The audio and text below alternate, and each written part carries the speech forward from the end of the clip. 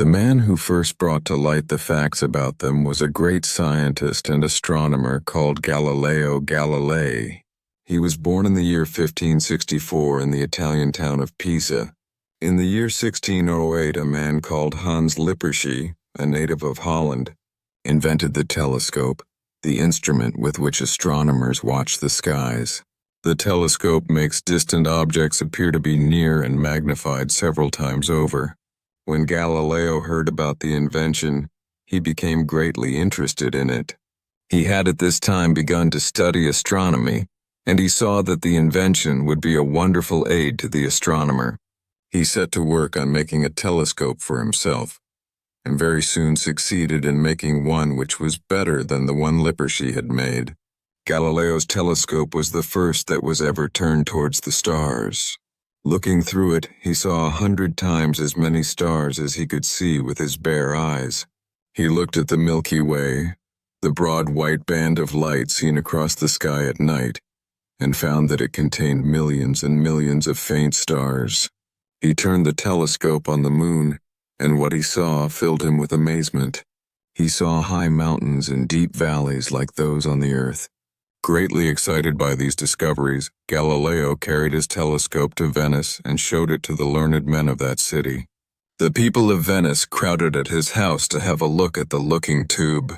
They took it to the top of high buildings and looked through it at the ships out in the sea. They saw ships 50 miles away appearing to be only 15 miles off. When the ruler of Venice was shown the instrument, he was greatly pleased with the invention and appointed Galileo professor for life at the University of Padua. The first telescope that Galileo made magnified objects 3 times their size. Later he made one that magnified them 8 times. But he went on working on larger and larger ones, until he made a telescope which brought objects 30 times nearer. With the aid of this telescope, he made important discoveries about the heavenly bodies. He found that the planet Jupiter had little moons that revolved round it. He found that the sun had spots on it, and that the spots slowly moved across its face. He found from this that the sun, like the earth, spins round itself. Some 50 years earlier, a Polish astronomer called Copernicus had declared that the earth was a planet like the other planets, and that, like them, it revolved round the sun. Galileo was the first great student of astronomy to realize that the ideas of Copernicus were true, and the first scholar to begin to teach them at the university. His new teaching caused great excitement among the learned men, because it meant that all their teaching was completely wrong. They began to oppose him, and many of them became his enemies. Then he got into trouble with the church.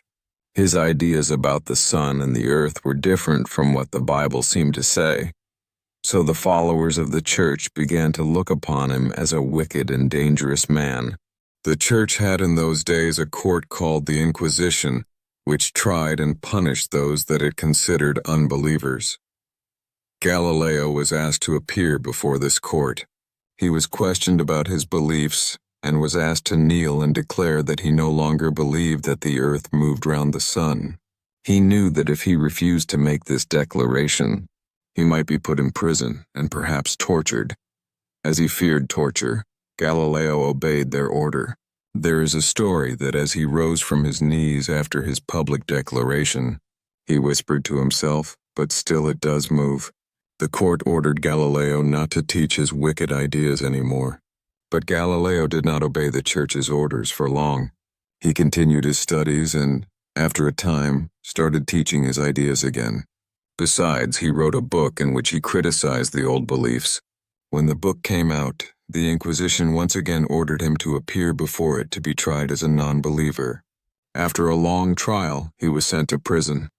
But as he was now an old man, he was allowed to go home 22 days later.